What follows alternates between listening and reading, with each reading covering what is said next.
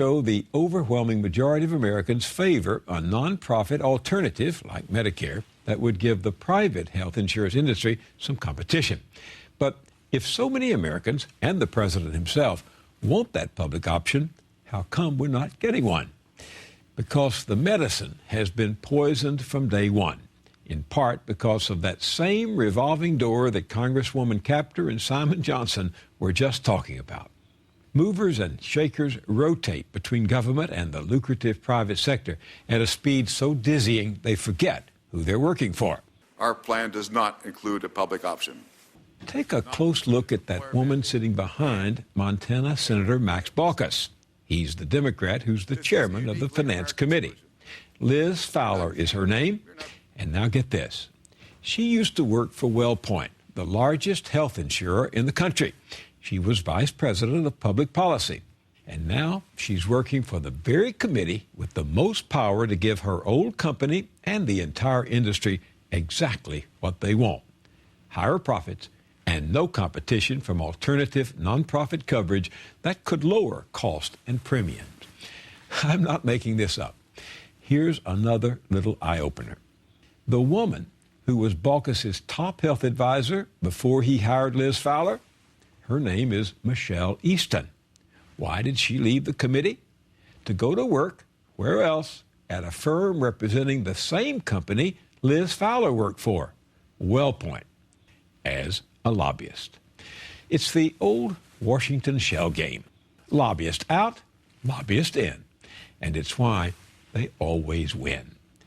They've been plowing this ground for years, but with the broad legislative agenda of the Obama White House, it's more fertile than ever. The health insurance industry alone has 6 lobbyists for every member of Congress, and more than 500 of them are former congressional staff members. Just to be certain Congress sticks with the program, they've been showering megabucks all over Capitol Hill.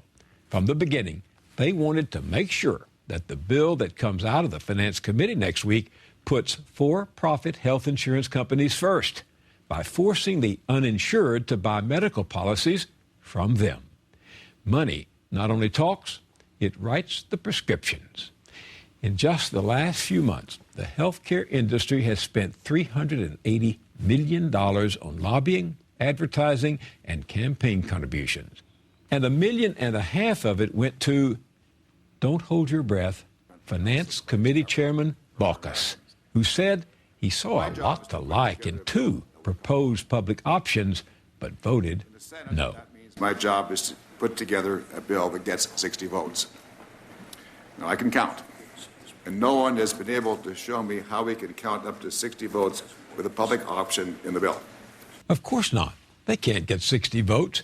Not when the people who want a public alternative can't possibly scrape up the millions of dollars Baucus has received from the health sector during his political career.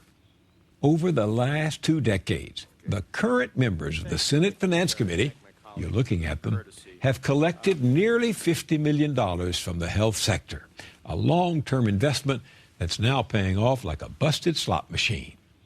Not that we should be surprised. A century ago, muckraking journalists reported that large corporations and other wealthy interests virtually owned the Senate, using bribery, fraud, and sometimes blackmail to get their way. Jokes were made about the senator from Union Pacific or the senator from Standard Oil. This fellow in particular was out to break their grip. His name was David Graham Phillips. And one day in 1906, readers of Cosmopolitan magazine opened its March issue to discover the first of 9 articles by Phillips titled The Treason of the Senate. He wrote, "Treason is a strong word, but not too strong, rather too weak, to characterize the situation in which the Senate is the eager, resourceful, indefatigable agent of interests as hostile to the American people as any invading army could be." The public outrage provoked by Phillips and other muckrakers contributed to the passage of the constitutional amendment providing for the direct election of senators, who until then were elected by easily bought-off state legislators. Of course, like water seeking its own level, big money finds its way around every obstacle and was soon back up to its old tricks, filling the pockets of friendly politicians. Today, none dare call it treason. So how about calling it what it is?